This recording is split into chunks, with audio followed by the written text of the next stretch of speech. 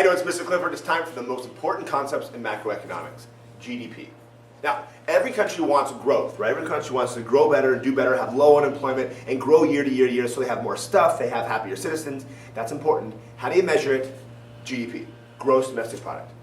Gross domestic product is the dollar value of all final goods and services produced in a country's border in a given year. What was that? Dollar value. It's measured in dollars. It's not the number of stuff we made, the number of chickens and cars and houses.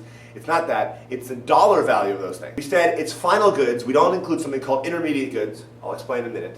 In its own borders means that an American company in another country, let's say Ford produces something in Germany, cars in Germany, that counts towards the German GDP, right? And if Mercedes are built here in the United States, that counts towards the United States GDP. All right, in a given year, self-explanatory, it's in 1 year's time. Even though GDP is looked at every 3 months, it's basically measuring it in 1 year. GDP is important because you're going to be using it for the rest of the semester, so pay attention. GDP is made up of 4 components. It's the most important equation. You've got to memorize it. It's right here. Bam! That's it. Right? It's C plus I plus G plus XN. This equals GDP. There's only 4 entities that can buy stuff in our economy, right? There's only 4 different groups that can buy stuff. There's people, you and me, consumers. There's companies, businesses, which is called investment. There's the government that buys stuff, and there's other countries that buy stuff. That's it, CIGXN. In the United States, this is a negative number because we import more than we export. All right, does that make sense? These are the 4 components or things that GDP is made up of. Now, what's not included in GDP? Take a look, right here. There's 3 key things you need to know are not included in GDP. The first one is intermediate goods. Okay, intermediate goods are goods that are involved in the production of final goods.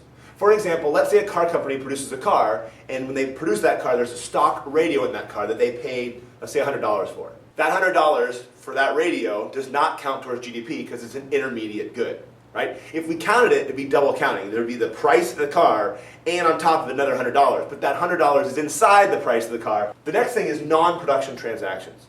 There are certain things in the economy that transfer hands all the time. Stocks, bonds, ownership of houses, right? So you own a house, now I buy it from you, now I own the house. Nothing was produced, and if it wasn't produced, it doesn't count towards GDP. A good example of this is used goods. Used goods that are purchased by another person, those products count for the year they were produced. That's the GDP accounts for, the year they're produced, not when they're sold again. All right, last one, non-market activities. All right, some things are happening in our economy that are not inside the traditional economy, and we can't count those in GDP.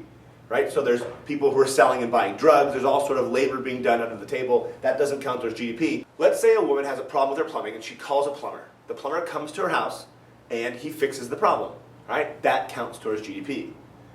Now, let's say she falls in love with the plumber, they get married, and a year later, the same problem happens with the plumbing and he fixes it, right? And it's in their house that they own together. Does that count towards GDP? No. It's called household production. Right? That he's doing that as part of his family job, not as part of his work job. And so the same job sometimes counts towards GDP and sometimes doesn't. Okay, don't forget to watch the next video. Till next time.